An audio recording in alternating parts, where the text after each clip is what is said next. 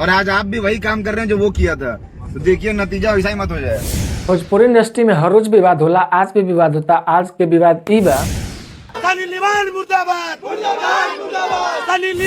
ये बा कि विशाल सिंह मतलब पूरा फुरनात आ रहे हैं कि उहे हाल मत हो जाओ। मतलब रउआ समझ सकता नहीं कौन हाल की बात करता रहन। लिए तू वीडियो बनाता है, तू उनके लिए गंदी वीडियो बनाएगा आज से? नहीं, किसी के लिए भी गंदी वीडियो नहीं बनाएगा। उहे हाल महेश पाल वाला ना महेश पाल या महेश बाबा ऐसे ही कोनो पहले न्यूज जो बनावत हलन ओकरे के जाके धमकी उमकी दिले, मरले उरले ये सब कैले। आ ओकरे हाल केकरा कहता रहन? समर सिंह या गौतम सिंह दोनों भाई में से एगो भाई वीडियो बनैले बारन इनकरे पावर स्टार पवन सिंह के ऊपर, जौन कि तेरी चुनरिया ऐसा गाना आइल बाटे बर्थडे के दिन में सोनी लिवन के साथे।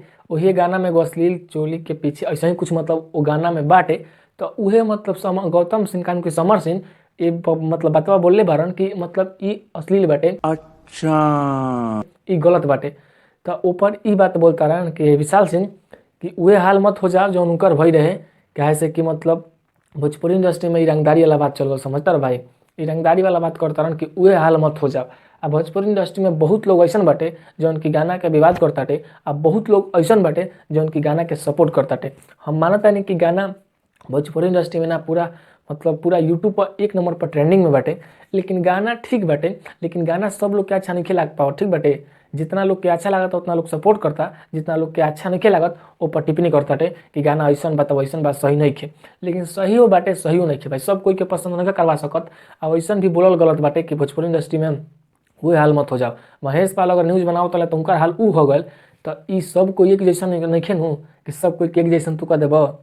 मान लो समर सिंह चाहे गौतम सिंह लगे मर दे तू जइब तो महेश पाल कहाँ बारे आ दोनों भाई कहाँ बालो? इ तरह बात पता बाटे कि भोजपुरी इंडस्ट्री में कोनो स्टार कोनो बड़का बाहुबली के ऊपर ई समर सिंह गौतम सिंह वीडियो बनैले बालो, इ तरह पता बाटे। आ तोहरो के दूगो वीडियो मतलब बनैले ही बालो बढ़िया से, तो समझ सकता रह। आ महेश पाल की बात करता रहा, महेश पाल खाली पवन सिंह के बारे में गलत बोले रहो, लेकिन दोनों भाई पूरा मतलब भोजपुरी इंडस्ट्री के बारे में गलत बोले लो। आ तारा पता होगा कि चाही कि भोजपुरी इंडस्ट्री में एगो पहिलका गाना आइल बा जौन कि सनी लियोन के साथे आइल बाटे। अब मानता नहीं कि वो कितना बड़का स्टार है, लेकिन तो ई बात तोहरो पता बा कि वो का करेली, ई बात हमरो पता बा। फिर मतलब का खुलेआम करे के बाटे भाई? अब बात समझ सकता रह का करेली, सब लोग का पते बाटे।